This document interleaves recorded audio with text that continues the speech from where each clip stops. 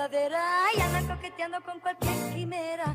Pongan pues muchísima atención y aprenderse todos la lección. Pues muchas gracias, Juan Luis, porque estás ahí al quite en los mandos.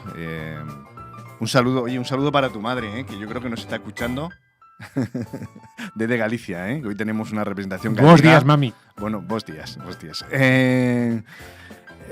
Vamos ya a introducirnos en nuestra escuela de Biblia, en nuestra escuela de los sábados, en nuestra querida escuela sabática. Y hoy especialmente es contento porque no sé si os pasa a vosotros que cuando comenzamos una nueva temática, un nuevo trimestre, pues sí, se renuevan las ilusiones, las expectativas. A mí me pasa, ¿no? Cuando tienes la suerte de que te den el librito de estudio y tal, a mí me gusta especialmente. Hoy vamos a empezar un nuevo tema. Dejamos atrás el libro de Isaías, que ha sido espectacular, que me lo he apuntado para volver a él cuando pueda, porque mira que yo me quedaba siempre con lo de Isaías 53 sobre todo, y de Isaías es muchísimo más.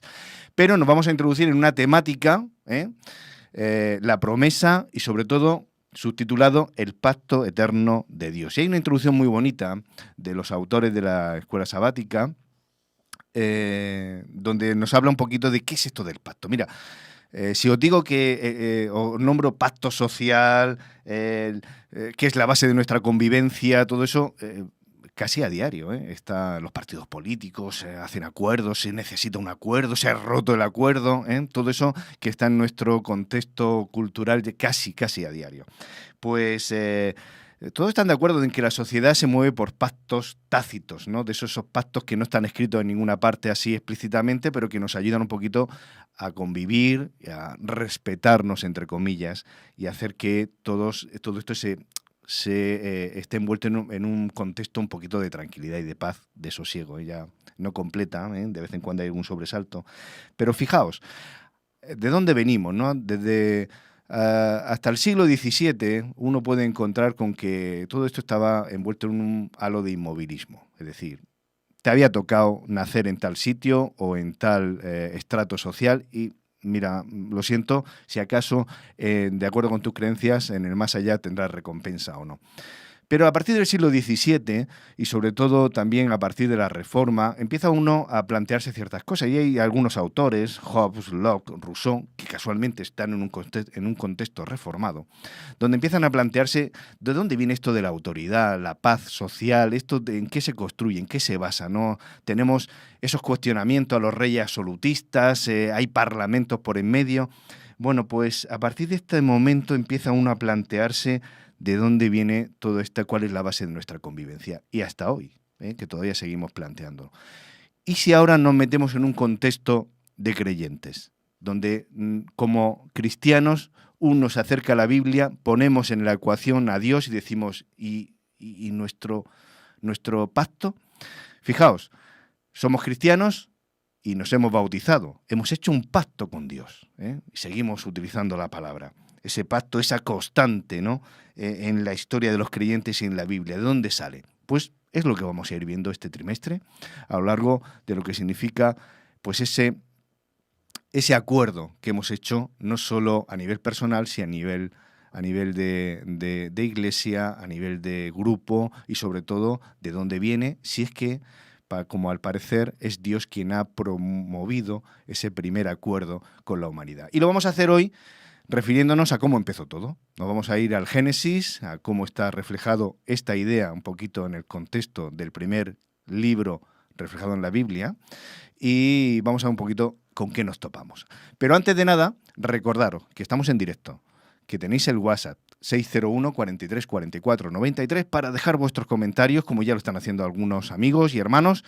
Tenéis también el canal de YouTube para dejar también todo aquello que consideréis, que nos va a ayudar a entendernos. Y antes que nada, pues le vamos a decir a Juan Luis que nos ponga el resumen de la Escuela Sabática Like, que en 10 minutos nos hace el marco concreto para luego introducirnos y ya compartir entre todos los que nos hemos reunido hoy aquí. Juan Luis, cuando quieras. Papá fue claro en sus instrucciones. De todo lugar del parque pueden disfrutar, pero al lugar que está señalado como peligroso no se acercarán, porque ciertamente se caerán y el paseo arruinarán. Gracias, papi. Esto es lo máximo. Y tranquilo, no nos acercaremos allí. ¡Ni que fuéramos tontos! ¡Vamos, hermanito! ¡Sí! No pasó mucho tiempo para que llegara la tentación. ¿Ya te tomaste la mejor selfie del parque? ¿Es en ese mirador? Pero es la zona prohibida. Ay, no pasa nada. Con esa selfie tendrás miles de likes. Juliana fue hasta la zona prohibida y se tomó la selfie. Mientras la subía a las redes, invitó a su hermano a hacer lo mismo. Pero es la zona prohibida. Ven, Francisco, no pasa nada. Distraída con el celular y la llegada de Francisco, Juliana resbaló, se agarró de su hermano y ambos cayeron 3 metros abajo, enredados entre unos matorrales. Lo que debió ser una maravillosa experiencia en el parque, acabó siendo una dolorosa experiencia en el hospital. Perdónanos, papi. Lo arruinamos todo en un instante. Fuimos unos tontos. ¿Será que algún día podremos volver ahí? No disfrutamos casi nada. Lo primero que deben saber es que su regreso allí no será tan rápido como su salida. Y lo segundo es que para que ese regreso sea posible, debemos hacer un pacto. ¿Un pacto?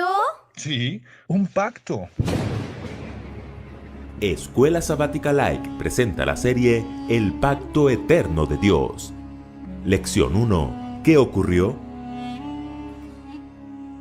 Los primeros capítulos del Génesis nos muestran la perfección de un Dios creador, su bondad al crear todas las cosas para el beneficio nuestro, su amor al crearnos a su imagen y semejanza, su respeto al darnos libre albedrío y su cuidado al poner una sola restricción en el huerto. Lamentablemente, Adán y Eva, con una mala decisión tomada en un instante, arruinaron muchísimo más que un paseo por el parque. Así que la pregunta de esta semana es, ¿qué fue lo que sucedió para que pasáramos de una creación perfecta a un mundo imperfecto? En primer lugar, Dios creó un mundo perfecto.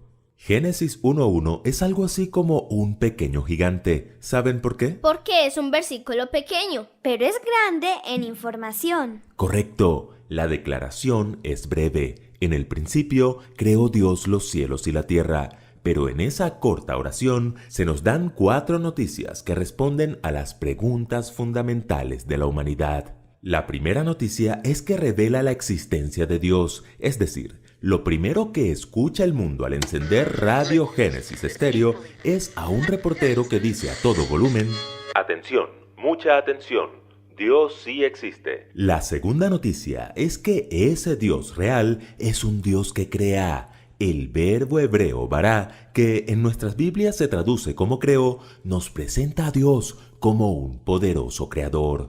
La tercera noticia nos indica qué fue lo que Dios creó. La frase los cielos y la tierra se usa 41 veces en el Antiguo Testamento, señalando a nuestra tierra y las atmósferas celestiales que la rodean. Y la cuarta noticia está en las palabras iniciales en el principio. Esta frase nos indica cuándo fue que Dios creó los cielos y la tierra. Así que ese primer informe completo en Radio Génesis Estéreo suena así. Atención, mucha atención. Dios sí existe. Es un poderoso creador que en el principio creó los cielos y la tierra en la que habitamos. ¿Lo notan? Génesis 1:1 responde 4 preguntas básicas de la existencia humana. ¿Quién? ¿Cómo? ¿Qué? ¿Y cuándo? La Biblia no prueba que Dios es el creador, sencillamente afirma que Dios es el creador. O lo aceptamos por fe o no lo aceptamos. De hecho, la fe es la única forma en que podemos aceptar la idea, por una sencilla razón: ninguno de nosotros estuvo allí para ver el proceso de la creación. A todas estas, los que creen en el Big Bang como el principio del universo, también lo hacen por fe y por la misma sencilla razón: ellos tampoco estuvieron allí. Eso no significa que Dios no nos haya dejado suficientes pruebas para creer en Él como creador. El salmista dice: los cielos cuentan la gloria de Dios y el firmamento anuncia la obra de sus manos. Todavía vemos evidencias de esa creación perfecta, y sí que era perfecta, pues más adelante en el informe se nos dice: y vio Dios todo cuanto había hecho y era bueno en gran manera. La creación y la bondad de Dios van juntas desde el principio. En segundo lugar, Dios nos creó a su imagen. Otra noticia importante que se nos da es que Dios creó a la humanidad a su imagen. Oigan bien, en la historia bíblica de la creación, el sustantivo hebreo Adam está señalando no solo al varón, sino al ser humano en general. O sea que nos incluye también a las mujeres. Y por eso debemos valorarlas, amarlas y respetarlas. Correcto. Tanto hombres como mujeres fuimos hechos a imagen de Dios. Es cierto que somos distintos en varios aspectos y cumplimos roles diferentes, pero esas diferencias no implican rango ni jerarquía. Ambos géneros somos igual de importantes. De hecho, muy importantes porque ese Adán, es decir, el ser humano, es el punto cumbre de la creación. En este planeta somos las únicas criaturas que en nuestra naturaleza física, mental y espiritual reflejamos de alguna manera a nuestro Creador divino.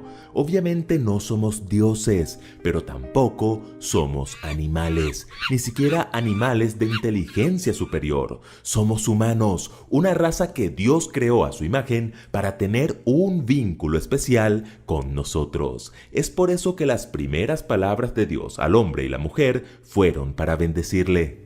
Y los bendijo Dios y les dijo: fructificad y multiplicaos, llenad la tierra y sojuzgadla, y señoread en los peces del mar, en las aves de los cielos, y en todas las bestias que se mueven sobre la tierra. Dios habló a Adán y a Eva como seres inteligentes que podían responder a su bondad y entrar en comunión y compañerismo con Él. Ese es el tipo de relación que Dios siempre ha querido tener con nosotros.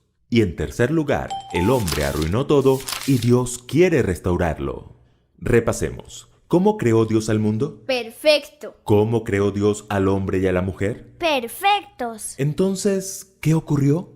Bueno, a la mayoría de nosotros no nos gusta que nos amen a la fuerza ni que nos retengan a la fuerza en un lugar por más que sea el paraíso. Dios les dio a Adán y a Eva la posibilidad de escoger, de decir adiós, goodbye, no me interesa tu amor ni tu huerto, quiero ser criatura independiente. Ese botón de escape era el árbol de la ciencia del bien y del mal. El árbol no escondía virus, bacterias o algún veneno en sus frutos. Era solo una prueba de amor y lealtad. Cuando Adán y Eva comieron del fruto prohibido, lo echaron todo a perder. La relación entre el hombre y la mujer se deterioró. Su relación con el mundo creado quedó marcada por el miedo y la muerte. Pero lo peor de todo es que la relación entre Dios y el hombre se interrumpió gravemente.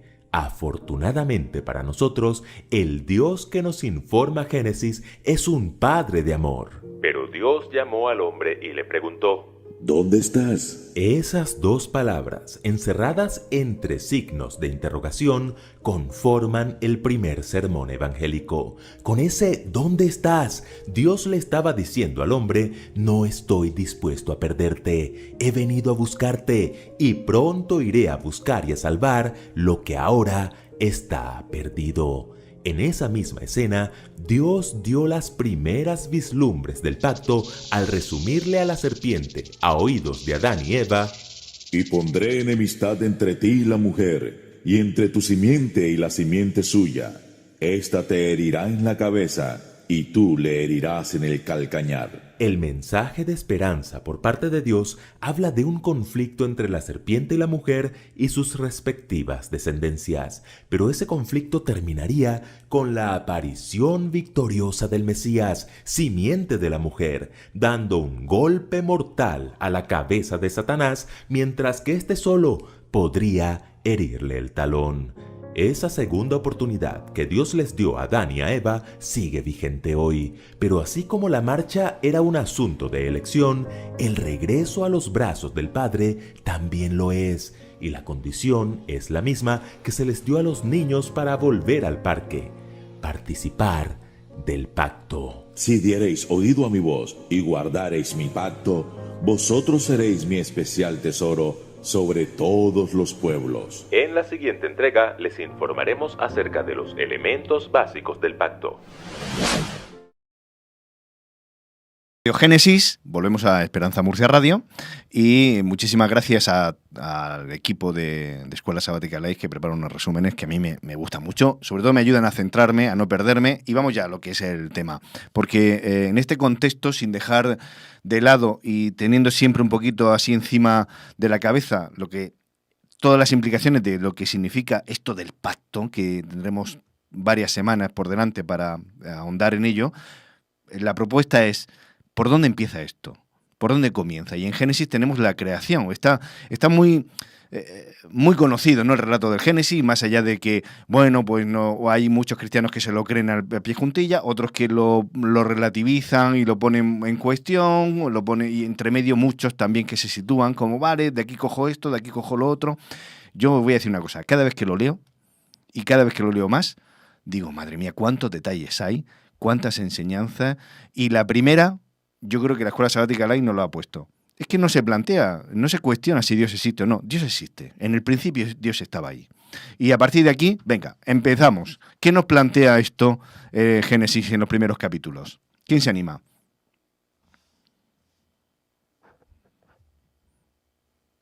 Este silencio tenso. Bueno, yo Muy bien, David. Me permitís, creo que la Biblia empieza, como todo lo que hace Dios, de la mejor manera posible, ¿no?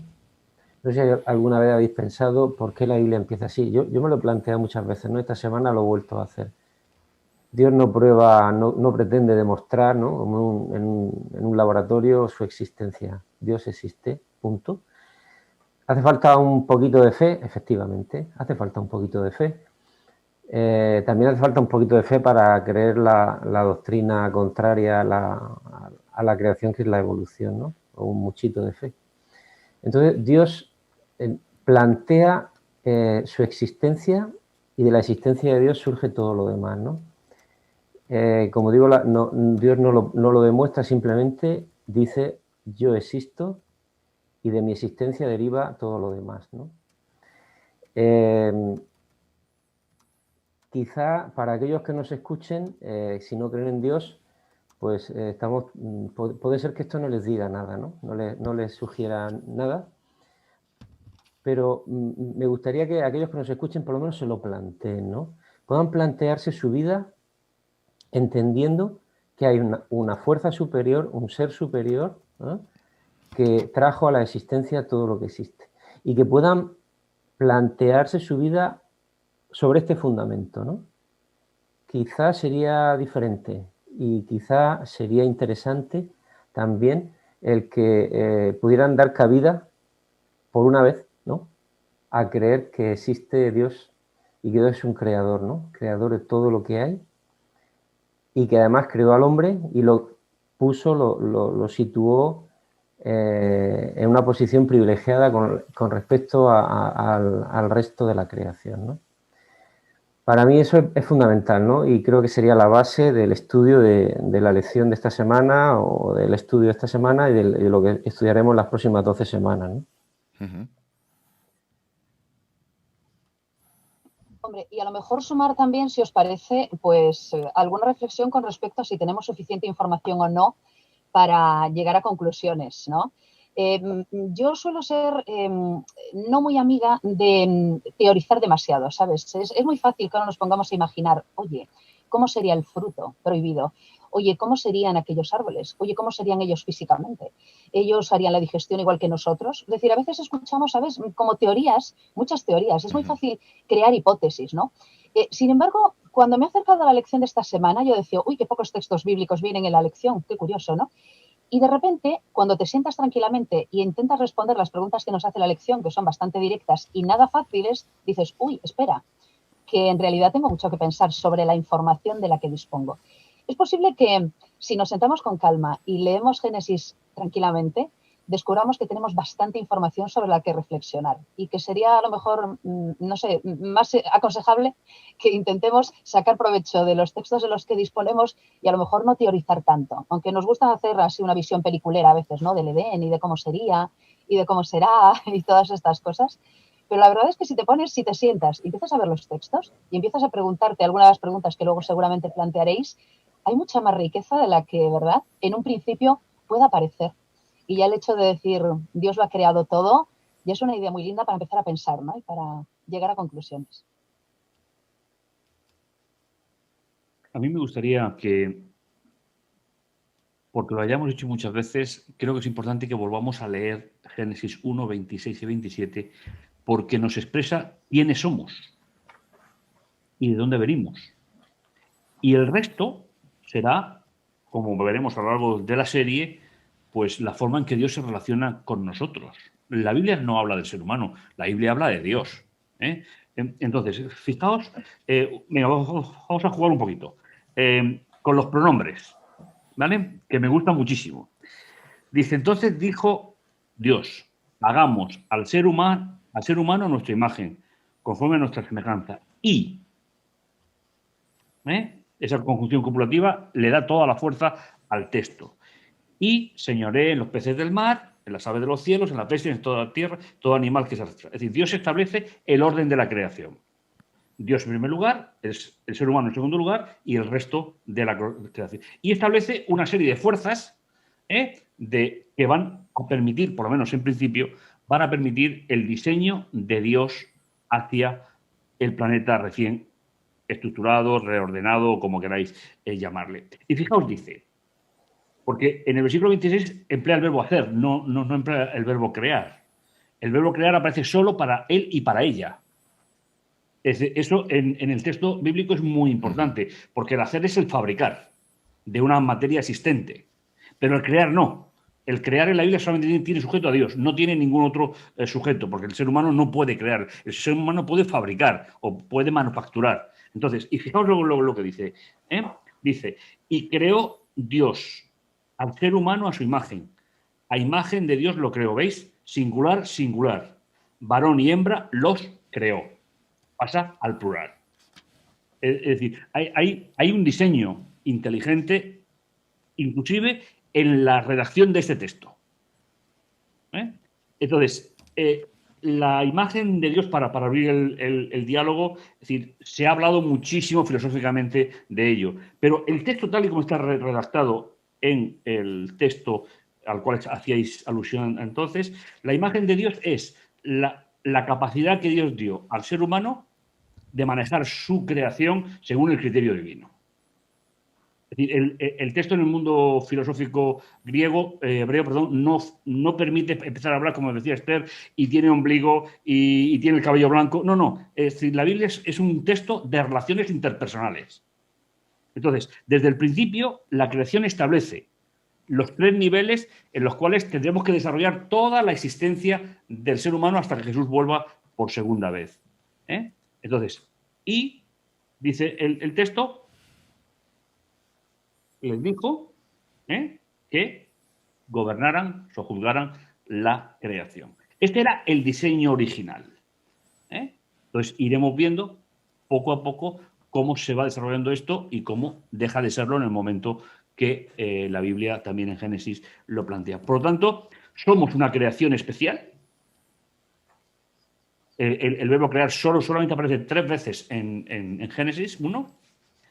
En 1, en los grandes monstruos marinos y en el ser humano. No aparece en ninguna parte más. Con lo cual, ¿qué nos está diciendo Dios? Que Él está al origen de nuestra existencia y que ideó y diseñó un plan de relaciones con esa creación que Él había establecido. ¿Dónde ponemos, Pablo, dónde ponemos y los demás el acento? Porque ahora mismo existe la corriente, o por lo menos me llega a mí la percepción de que el ser humano como que... Es que esto no va solo para el ser humano. Estas promesas, este pacto, ¿qué abarca? ¿A quién abarca? ¿A quiénes abarcan? Es decir, ¿es solo para entre el ser humano y Dios? Porque incluso ahora está la corriente esa de que, bueno, el ser humano luego la madre tierra, los animales, casi nos ponemos en igualdad. Entonces a veces es fácil perderse. ¿En qué plano nos movemos? Es lo que tal vez me gustaría plantear. ¿Dónde situamos al ser humano? Que es un poquito lo que yo te estaba escuchando, Pablo. Esa creación especial, ese diseño original. Bueno, no voy a copar yo todo el comentario porque no es procedente. El ser humano ocupa el lugar que Dios diseñó para él. Es decir, ese sería. ¿Cuál sería un poquito, no? Pues el que gobierna, según el criterio de Dios, el resto de la creación. Uh-huh. Ese sería, como os decía, el plan original. Uh-huh. A partir de ahí, hablabas de pacto. Mira, yo no creo que la palabra pacto se ajuste totalmente al término original, al término berit, no creo. El término original va más hacia alianza, ese matiz, porque el pacto suele ser un acuerdo entre dos partes iguales, pero la alianza no es así.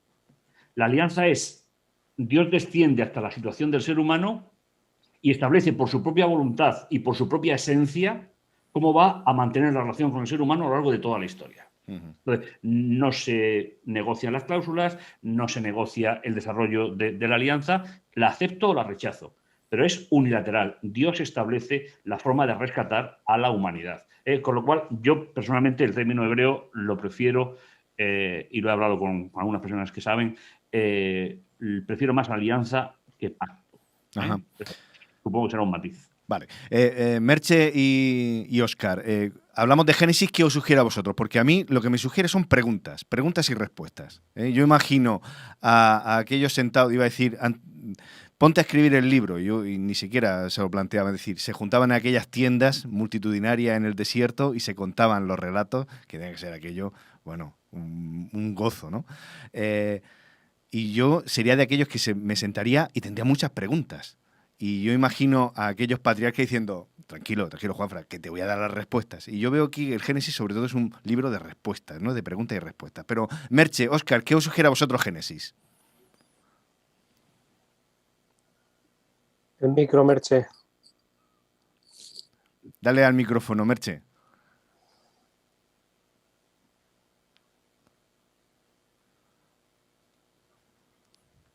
A ver si no, Óscar, dime tú Vale, ¿qué te ya. ahora, venga, Merche.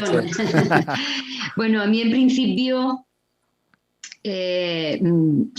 ver cómo Dios diseñó al ser humano, cómo hizo una pareja que se pudiera complementar, cómo le indicó que tenían que tratar a la creación, a los animales, a la tierra, a los ríos, los océanos. Una situación maravillosa, muy agradable para vivir en ella, y que el ser humano la hemos destrozado totalmente. Tú decías al principio que vivimos en una sociedad de pactos tácitos o firmados con rúbrica que luego nunca se cumplen generalmente, porque el ser humano tiende a su propio beneficio, y después del pecado hemos visto cómo seguimos con nuestra influencia haciendo mal a la tierra, a lo que nos rodea, a esos animales que el Señor dijo que estuvieran sobre ellos, que ejercieran su poder sobre esos animales, pero que ese poder los ha transformado en destruir todo lo que encontramos a nuestro alrededor. Entonces, Dios, en ese pacto, esa alianza, siempre cumple su parte. El ser humano es el que falla. Pero en Génesis, como tú preguntabas, vemos que el diseño maravilloso de Dios está ahí para que tengamos la confianza en Él a lo largo de toda la historia de la humanidad, porque Él siempre ha estado ahí. Óscar.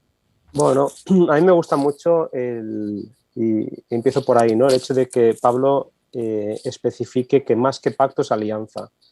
Me encanta el Dios de la iniciativa, ¿no? El Dios que da el primer paso y que da el último. Dios que hace en nosotros tanto el querer como el hacer. Dios que es el autor y el consumador de nuestra fe. Dios que está al principio y al final de nuestra redención.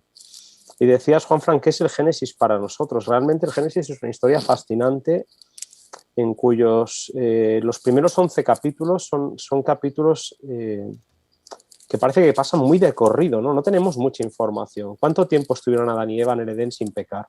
¿Cuánto tiempo pasó hasta que pecaron? ¿Cómo fue su vida después del pecado? Conocemos ciertas cosas, pero no conocemos mucho. Es como que todo se precipita, ¿no? Desde la caída del hombre en Génesis 3, primer asesinato Génesis 4, nos encontramos con una generación, una raza que su corazón es de continuo hacia el mal. Llegamos hasta el diluvio Génesis 11 y ahí parece como que el mundo se acaba. Y si vuelve a empezar es a partir del capítulo 12, ¿no? Y hablo de la Torre de Babel, el capítulo 11, etcétera, pero en el capítulo 12 empieza la historia de Abraham y es como que el relato del Génesis pega un frenazo y va mucho más lento todo, porque efectivamente es la historia de un Dios que a través de su propia alianza, de su propia promesa, va a hacer posible que lo que se perdió en los primeros 11 capítulos lo recuperemos a lo largo de una historia en la que el protagonista será él. ¿Y cuál es nuestra respuesta? ¿Creer o no creer? Hay preguntas y respuestas, pero en realidad es como todo, ¿no? Hay cosas que en la Biblia hay que aceptar por fe, porque la finalidad del texto no es darme explicaciones, sino darme la información suficiente como para que crea. Y en la Biblia Dios se manifiesta de 3 maneras muy bonitas, que es Dios crea, Dios salva y Dios anuncia el fin desde el principio. Esas 3 cualidades solamente las tiene Dios, ¿no? Y como decía Pablo, hemos sido creados a su imagen, quiere decir que en nosotros hay un potencial moral, ético, hay un proceso de desarrollo, hay una capacidad transformadora, hay un potencial en cada uno de nosotros, hay quienes son más creativos, hay quienes son más, no sé, son diferentes cualidades, pero en el fondo todos tendemos y deberíamos tender y podríamos llegar a ser, no digo como Dios, ¿no? Pero muy parecidos a Dios. De hecho, somos creados a su imagen y lo que Jesús crea en nosotros a través del Espíritu Santo es una restauración de aquello que perdimos por culpa del pecado, ¿no? Así que me gusta mucho, ¿eh? Yo también creo, Pablo, quizás sea un tema semántico, pero yo también creo que más que pacto de 2 personas que se chocan y llegan a un acuerdo, yo también lo veo como una alianza de alguien muy superior que ofrece a alguien que no puede igualar las condiciones de ningún tipo de pacto, le ofrece una salvación que está muy lejos de nuestro alcance, ¿no? Y eso empieza en el Génesis, una creación que era toda perfecta y acabamos en Apocalipsis con una recreación que será aún más perfecta todavía, ¿no? Si cabe. Si me permitís, me gustaría leer un texto en esos, que está dentro de esos 11 capítulos, Óscar, que tú comentabas, ¿no? Se encuentra en el capítulo 5. Yo creo que para entender el tema de la alianza, este texto no podremos olvidarlo nunca. Fijaos, dice, si me permitís, el capítulo 5, del 1 hasta el 3. Este es el libro de las generaciones de Adán, el día que Dios creó al ser humano y lo hizo a imagen de Dios. El 2, varón y hembra los creó y los bendijo. Veis que es una síntesis del capítulo 1, del 6º día. Y llamó su nombre Adán, es decir, a los 2 le llamó Adán. Y fijaos lo que dice el versículo 3, que a mí siempre me llama la atención y que creo que deberíamos de tenerlo siempre muy patente.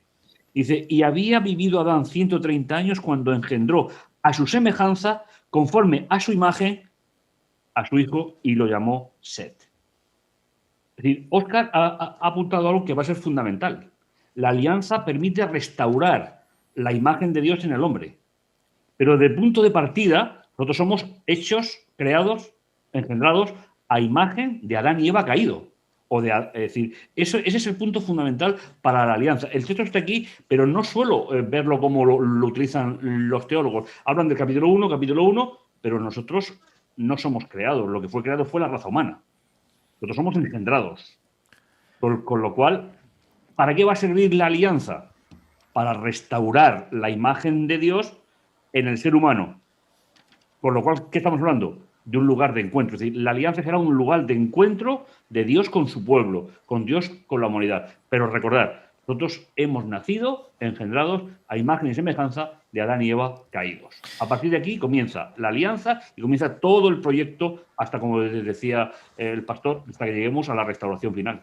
Vale, en esa idea de restauración que vamos a ir ahora, me gustaría brevemente, si queréis comentar algo de lo que Óscar también ha apuntado, y es el tema de la semejanza con Dios.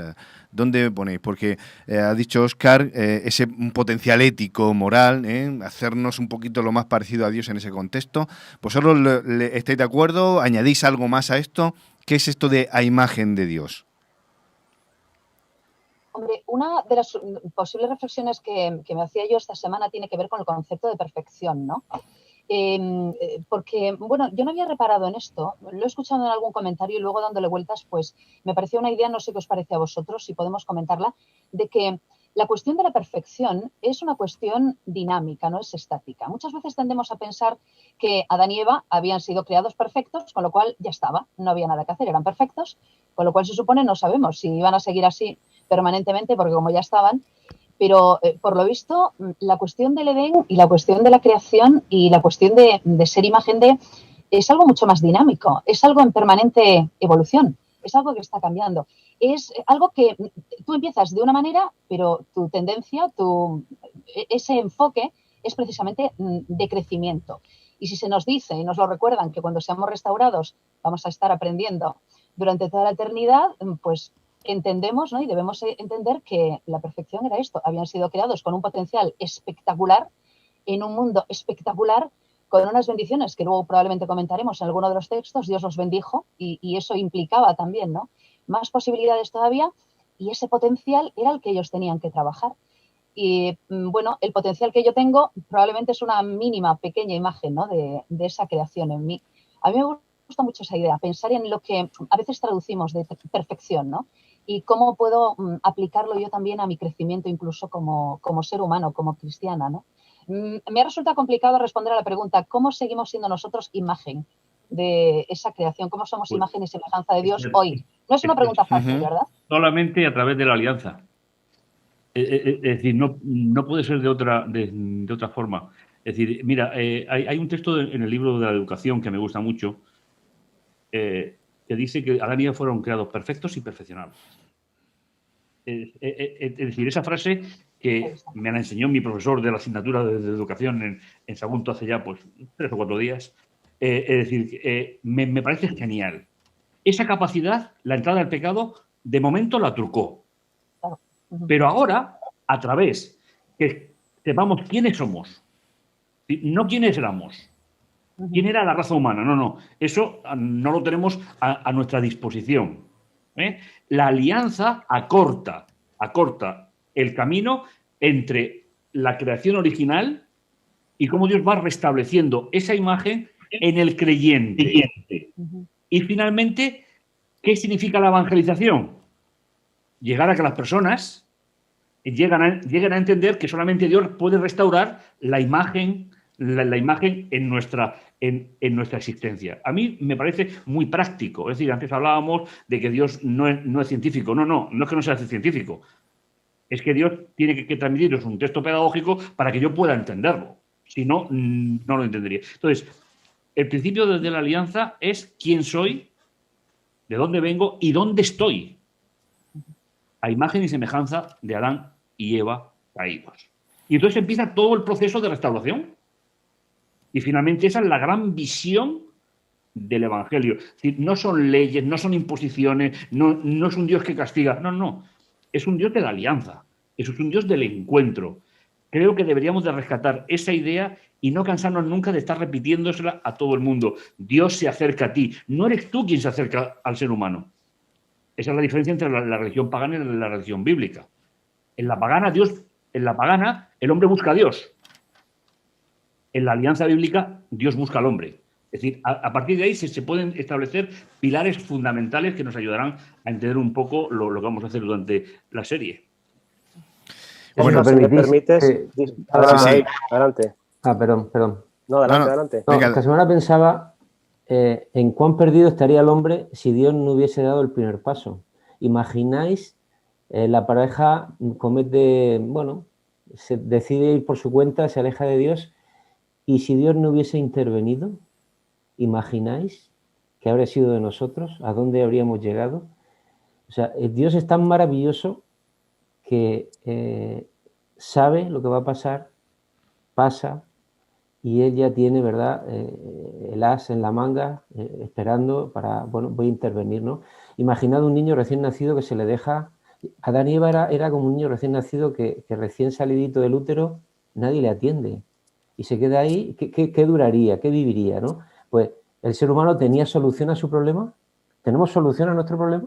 No hay solución para nuestro problema. Y por eso Dios, que nos ama infinitamente, después de cometer la primera fechoría, ¿no?, busca al ser humano, ¿no? Y hace esa alianza que Dios propone de su parte.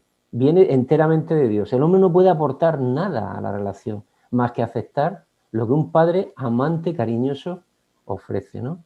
Es decir que, efectivamente, yo creo que alianza, sin ser yo un lingüista experimentado, creo que nos da ese color, ese matiz, ¿no?, de que es Dios el que dice, bueno, aunque eres un recién nacido sin posibilidades ningunas, yo voy a seguir ocupándome de ti. Y a partir de ahora, aunque las cosas han cambiado, las reglas de juego van a ser estas. Y yo te las propongo. Y tú, si quieres, las aceptas. Perdón, Óscar, me he colado. No, David, gracias. Quería comentar, Juanfran, en relación a la pregunta de cómo se restaura la imagen que perdimos a causa del pecado, ¿no? Isaías dice que el pecado ha creado una separación, una pared de separación entre Dios y nosotros, ¿no? No tanto porque Dios se aleje, sino porque en nuestro estado egoísta nos hemos alejado de Él, ¿no? Y me gusta mucho como lo dice Pablo en Corintios, cuando él dice que contemplando cara a cara descubierta, dice a la gloria del Señor como reflejada en un espejo, dice, esta es la frase, somos transformados de gloria en gloria a su misma imagen, y dice por la acción del Espíritu, por la acción del Espíritu. Somos transformados, es un proceso, y por lo tanto hay que preguntarse a quién nos parecemos, a qué nos queremos parecer, quién es Dios, cómo es Dios. Porque si hemos de recuperar su imagen por la acción del Espíritu en nosotros, sabemos que la acción del Espíritu en nosotros es el fruto del Espíritu. Y cuando vemos que el fruto del Espíritu tiene que ver con gozo, con paz, con amor, con benignidad, con bondad, con paciencia, con mansedumbre, con dominio propio, esto es lo que define a Dios. ¿Quién es Dios? Cuando Moisés le pregunta a Dios, muéstrame tu gloria, vale, pues te voy a mostrar cómo soy, te voy a mostrar mi nombre, voy a proclamar mi nombre. Y Él es bueno, es misericordioso, es amplio en misericordia. Cuando el creyente, el cristiano, sabe, dice, pero no actúa, eso no es recuperar la imagen. La imagen no es algo que tú recuperas por lo que sabes, la imagen no es algo que tú recuperas por lo que haces, la imagen no es algo que tú recuperas por lo que tú, de fruto de tu corazón, sale, sino que es lo que Cristo hace en ti. Por eso es Cristo en nosotros nuestra esperanza de gloria, dice Colosenses, ¿no? Es Cristo en nosotros, es la acción del Espíritu. Y hay un texto un poquito más adelante en 2 Corintios 4 que dice así, dice, porque Dios, volviendo al relato de la creación, ¿no?, en 2 Corintios 4, versículo 6, porque Dios, que mandó que de las tinieblas resplandeciera la luz, es el que resplandeció en nuestros corazones. Y mira lo que dice ahora, para ser iluminados con el conocimiento de la gloria de Dios en el rostro de Jesucristo. Cuanto más miro a Jesús, cuanto más aprendo a fijar mi mirada en Él, cómo perdonó a los que le ofendían, cómo trató a los que lo maltrataban, cómo se relacionó con aquellos. Cuando yo veo a Jesús a través de la contemplación del carácter de Jesús, que es lo que nos proponía hoy Merche en la lectura que ha hecho, ¿no? A través de la contemplación de Cristo, el Espíritu restaura en nosotros, día a día, de gloria en gloria, en un proceso gradual, la imagen que el pecado nos ha quitado. Por lo tanto, el creyente se parece a Dios no por dejarse la barba, no por andar con una túnica, no por hacer ciertos ritos o ciertas cosas. El creyente se parece a Jesús porque algo está haciendo en el carácter de ese creyente el Espíritu que le hace ser más paciente, más bueno, más misericordioso. Eso es restaurar la imagen. La imagen no es una imagen física, es una imagen moral. Y eso solamente lo puede hacer el Espíritu, desde luego. El texto que comentabas, Óscar, es muy interesante, ¿no? La palabra que tú comentabas significa cambio de paradigma. Es decir, lo que hacen los dones del Espíritu en el ser humano, para que vaya recobrando esa imagen que se perdió con la entrada del pecado, es el cambio de paradigmas. Es decir, a mí me sigue sorprendiendo, posiblemente en mi vida me pasa igual, pero que haya personas que dicen que están andando con Jesús 30 o 40 años y el cambio de paradigma no se da. Entonces, realmente eso deberíamos de planteárnoslo, no en colectividad, sino de forma individual. Es decir, ¿cuál es la orientación de mi vida? Eso es lo que va a ir restaurando la imagen de Dios cada día en la vida del creyente. Y sobre todo, al igual que pasaba en la época de Daniel o de José, los no creyentes creían o veían en Dios cómo actuaba en la vida del creyente. El Dios de Daniel, el Dios de José. Es decir, esa es una frase muy propia de la literatura bíblica. Y la pregunta es, ¿ven en mí cómo es mi Dios? Es decir, ese va a ser el gran pacto o la gran alianza que el Señor va a proponer, ¿no? Que vayamos restaurando, que aprendamos, que cambiemos de paradigmas mentales. ¿Para qué? Pues para ser un instrumento en las manos de Dios. Dejad que os comente algunas. Hoy está YouTube especialmente activo, y no me da tiempo a rescatar, pero simplemente un par de comentarios que, por ejemplo, hace Gilbert, donde pone el acento en un pacto. Él dice pacto unilateral, pero me parece interesante la idea de que es Dios quien mueve ficha. José Luis, por ejemplo, habla de que sobre todo la semejanza va orientada al plano espiritual. Jorge también nos comenta que en realidad menos mal que Dios estableció una alianza, porque si fuera por pacto estaríamos muertos, ya que la humanidad nunca ha sido capaz de cumplir su parte. Ahí donde Merche también comentaba, ¿no? Siempre nosotros metemos la pata.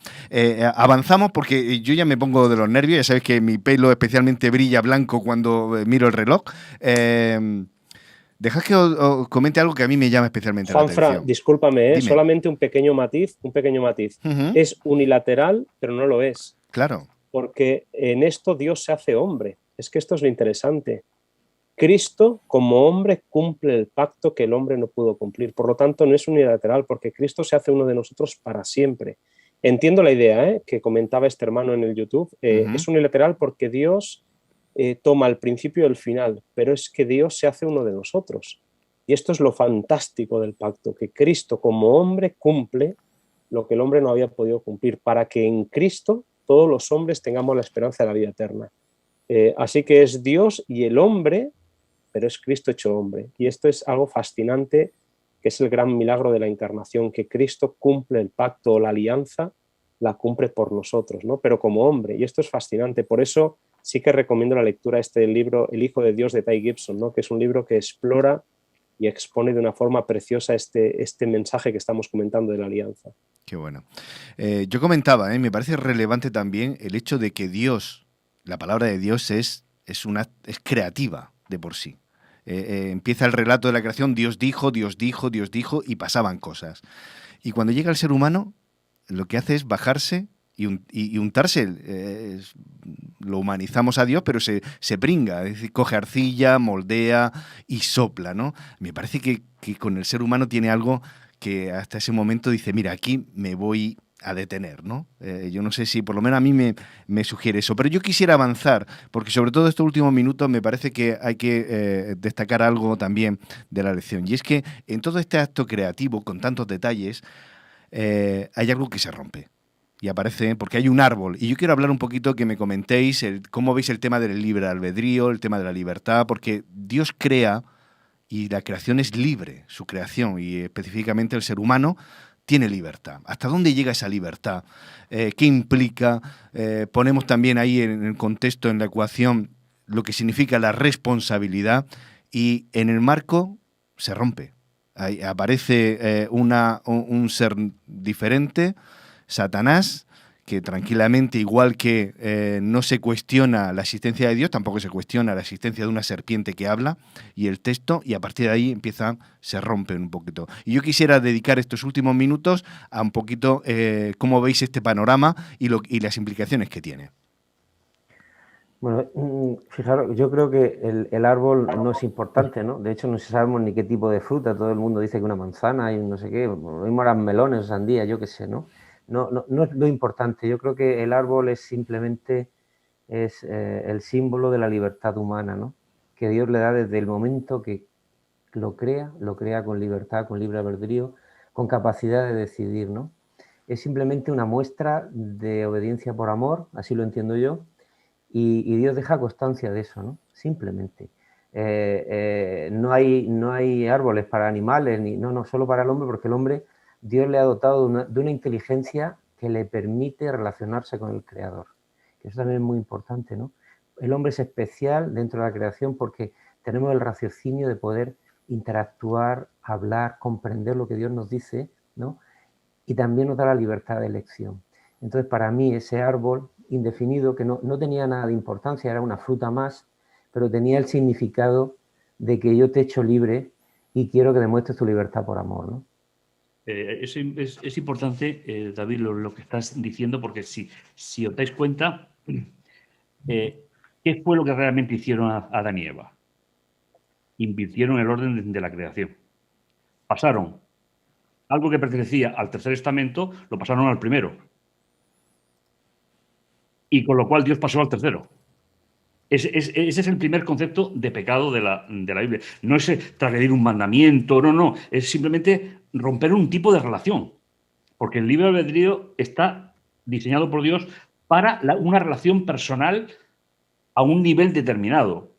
Entonces, es verdad que el árbol, no es que sea simbólico, el árbol era real, pero es verdad que podía haber sido cualquier otro.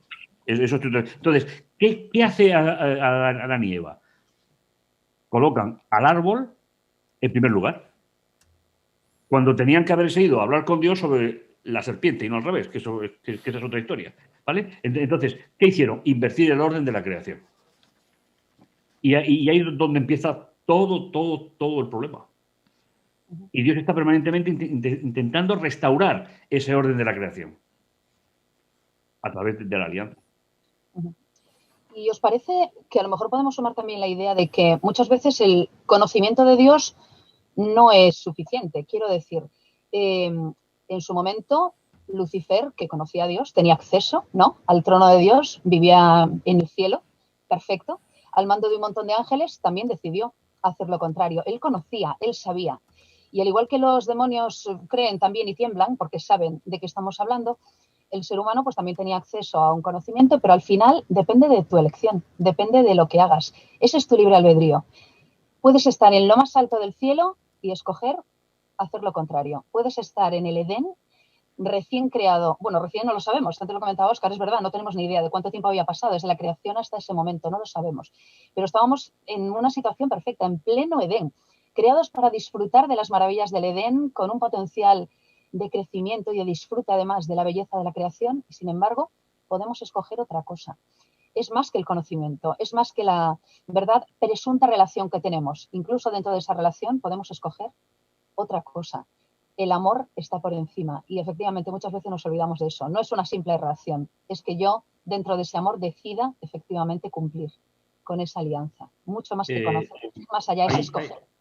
Hay un tema que seguramente hablaremos a lo largo de la serie, no me la he leído, pero hay un tópico, Juanfra, que a ti te gusta mucho trabajar y que yo le doy muchas vueltas, y es el concepto de libre albedrío que tenemos nosotros, que no es igual que el de Adán y Eva. Es decir, nosotros estamos condicionados socialmente. Tú eso lo desarrollas muy bien, como psicólogo lo planteas muy bien, pero para eso está la alianza, para que mi libre albedrío se eduque según el concepto de Dios.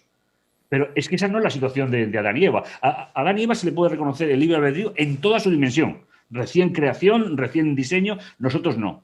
Nosotros necesitamos la alianza para poder decidir en libre albedrío. Porque nosotros necesitamos dos cosas. Nosotros siempre necesitamos la comparación entre dos realidades, la que tengo y la que propone Dios.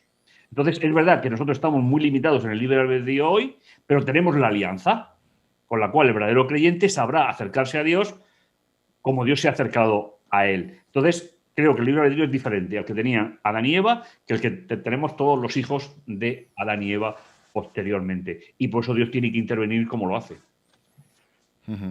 Si tú me has planteado a mí, me has echado la piedra, la voy a recoger. Porque el tema de la libertad vamos, tiene unas implicaciones tremendas. Y a mí me martillea mucho lo que dice Jesús cuando dice que la verdad os hará libres. ¿Qué es la verdad, no? Y nos colocamos mucho en el papel de Pilato, ¿no? ¿Y qué es la verdad? Bueno, pues para mí la verdad tal, la relativizamos y tal, y ahí nos quedamos, ¿no? Pero tiene muchas implicaciones el conocer, ¿qué conocer para ello? Voy a dejar 5 minutos más porque me parece muy interesante y tengo la sensación de que vamos corriendo un poquito, pero hay algo que yo quiero preguntar aquí a vosotros. Y con esto va a ser un poquito la última idea, y es las implicaciones de esto de que tu descendencia te aplastará la cabeza y mientras ella te va a morder el talón, porque al hilo de que Dios se baja, busca y hace una pregunta que me parece que es no solo tiene unas implicaciones, vamos, que es muy actual. La pregunta es ¿dónde estás? Yo creo que esa pregunta sigue vigente. ¿Dónde estás? A cada uno, a mí me la hace Dios cuando yo me escondo, porque seguimos escondiéndonos, seguimos teniendo miedo, hay una sensación permanente de huida. Yo creo que el ser humano está permanentemente escondiéndose de muchas cosas y Dios sigue bajándose, buscándonos y llamando y haciéndome esa pregunta. ¿Dónde estás? Y con esto yo quiero escucharos, hacer una última reflexión al hilo de esa promesa, porque a mí me parece muy interesante que esta escuela sabática sobre todo nos pone encima de la mesa una promesa que está pendiente de cumplir. Muchas se han cumplido, pero hay la fundamental que está pendiente y esa restauración de la que hablaba el pastor hace un momento. Así que, ¿dónde ponéis eso? ¿Qué os sugiere? ¿Dónde ponéis el acento en esta última idea? Y hacemos ya una ronda final. Si esa pregunta ha traído trascendencia, que hay una escuela judía muy importante todavía hoy, que cambiando la vocalización terminan haciendo la pregunta ¿cómo ha podido ser? Simplemente cambiando la vocalización. Pero ambas preguntas tienen una trascendencia tremenda, ¿no?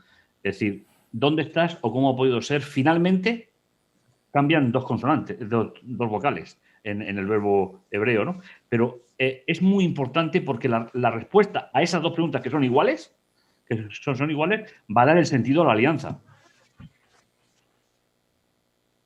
¿Y tú dónde la pones, Pablo? ¿Dónde pones a ti qué te sugiere, no? ¿Tú la ves vigente todavía? Las implicaciones que tuvo para aquellos seres creados, casi perfectos, que se rompen y nuestra vida, que nuestra vida son vidas rotas. Yo te lo digo así. Juanfra, ya que me preguntas a mí, en Génesis 3.15, yo el punto lo pongo en la iniciativa divina. Es decir, es Dios quien va a reestructurar las consecuencias de mis equivocaciones. Es verdad que Adán y Eva son receptores puros porque yo no sé cuánto tuvieron ellos que sufrir mentalmente cambiando de un sistema a otro tan rápidamente. Nosotros, como hemos nacido siempre en él y vivimos en él, pues estamos acostumbrados a ello, ¿no? Pero ellos no. Es decir, para mí la iniciativa, de hecho, toda la Biblia es la aplicación de esas palabras de Dios. Toda la Biblia. Por lo tanto, ¿dónde lo sitúo? En un regalo de Dios. En esa iniciativa, venga. Yo, si me permite, yo creo que Dios actúa inmediatamente, ¿no? El ser humano, fijaros lo que el ser humano hace. Cometen pecados, se alejan de Dios, les cambia su situación, su propia visión de sí mismos. Resulta que descubren que estaban desnudos, no lo sabían. Qué cosa más. E inmediatamente comienzan a hacer sus propios planes. Vamos a tejer unas ramitas, de unas hojitas de no sé qué, porque así no podemos estar, ¿no? Y sin embargo Dios se acerca a ellos. Bueno, claro, el dónde estás demuestra la preocupación, no sé si eso sirve para Dios, o la ocupación de Dios por nosotros, ¿no? O sea, Dios no les deja solos. O sea, como dije al principio, los podía haber dejado evolucionar, a ver qué pasa, ¿no? ¿Qué pasa con esta raza? Los dejo allí, ya ellos mismos se encargarán de sí mismos, ¿no? Sin embargo, Dios inmediatamente busca al ser humano. El ser humano ya estaba haciendo sus propias componendas, ya estaba tratando de, fijaros que, de cambiar su manera de relacionarse con la naturaleza, de relacionarse entre ellos, ¿verdad? Y sin embargo, Dios les busca, les encuentra, aunque ellos se esconden, y Dios hace una pregunta que ya conoce la respuesta, como todas las preguntas que hace Dios. Dios, cuando pregunta, ya sabe la respuesta. Lo que quiere es que nosotros reflexionemos, ¿no? Reflexionemos en nuestro interior y escuchemos la voz de Dios. Y qué bueno que pudiésemos escuchar la voz de Dios sin escondernos detrás de los árboles, ¿no? Y esperar a ver que ese Dios del pacto, de la alianza, nos trae, ¿no? ¿Qué nos está proponiendo? Y de ese momento tenemos la seguridad, a partir de ese momento, de que Dios va a estar siempre preguntando, ¿dónde está mi hijo? ¿Dónde está mi hija? ¿Y qué puedo hacer por ti? Ahora mismo lo que necesitas es que yo te haga un traje nuevo, ¿no? Y Dios hace un traje nuevo, un traje de verdad, no hojas que se rompen y se marchitan y se caen, ¿no? Pues a partir de ahora Dios nos está diciendo a vosotros, a mí, a vosotras, a mí, nos está diciendo, ¿dónde estás? Que tengo algo especial para ti, ¿no? Y esa relación, ese fruto de esa relación se mantiene a lo largo de la historia hasta que Jesús vuelva, ¿no? Merche. ¿Dónde estás? Bueno, Esther. perdón. No, Esther. Adelante, sí, abrí el micrófono. ¿Dónde estás? Es mi garantía. ¿Dónde estás? Es la pregunta continua que Dios me hace. Dios, esa pregunta para mí es mi seguridad, es mi tranquilidad. A pesar de todo, Dios está continuamente preguntándome, ¿dónde estás? ¿Dónde estás? ¿Dónde estás? Y es mi pregunta diaria. Yo la aplicación de ese ¿dónde estás?, que para mí es la pregunta de la semana y es la reflexión de la semana, es ¿dónde estoy? ¿Dónde me encuentro? Quiero que Dios me encuentre, que yo pueda responder a esa pregunta con lo que Él desea. Pero sin duda es mi garantía, es la garantía de la salvación. Es esa pregunta, coincido plenamente con David, es una pregunta que ahora se ha hecho continua, ¿verdad? Y es la pregunta para ti y para mí cada día, es una seguridad, es un regalo, esa pregunta, ¿dónde estás? Merche, quiero escucharte. Bueno, qué poco puedo decir ya detrás de todo lo que han dicho mis compañeros esta mañana, pero Dios sabía dónde estaban Adán y Eva. Dios sabe dónde estamos cada uno de nosotros. ¿Por qué hizo esa pregunta? Porque la hace, ¿no? Me parece que como un Dios amante no quería entrar de lleno y pillarlos infraganti ahí detrás de los árboles, no. Oyeron la voz de Dios antes de que Él se manifestara y no los asustara, ¿no? Dios nunca nos asusta, pero es una forma de hablar humana. O sea, como yo, perdona Merche, y te digo, como yo cuando abro la puerta de mi hijo, ¿no? Para ver lo que está haciendo, ¿no? Te he pillado. Perdona, pues Merche. Sigue haciéndolo hoy en día. Pero Dios no es así. Él se acerca a nosotros, pero ni invade nuestro espacio, ni nos fuerza. Tenemos que decir aquí estamos. Y como tú preguntabas antes, ¿cómo podemos mejorar nuestra relación con Dios? Él siempre está en el mismo sitio. Solo aceptando que Él está ahí y que Él me pregunta ¿dónde estás?, puedo mejorar esa relación con Dios, esa imagen, que no es la imagen primitiva del hombre. Pero sí, Dios se acerca siempre tratando de ayudarnos en esa pregunta, ¿dónde estás? Bajo mi punto de vista, creo que es así. Qué importante. Óscar, te dejo a ti. Pon el punto, la guinda al pastel. Oye, pues un placer. Mira, yo estaba comentando, en primer lugar, la promesa de Génesis 3:15 me hace pensar en el texto que Jesús nos enseña, ¿no? Es de Pablo, pero dice que donde abundó el pecado, sobreabundó la gracia. Y me encanta porque Mercedes nos presentaba en la primera reflexión que hemos hecho hoy a un Jesús que no está enfadado cuando purifica el templo.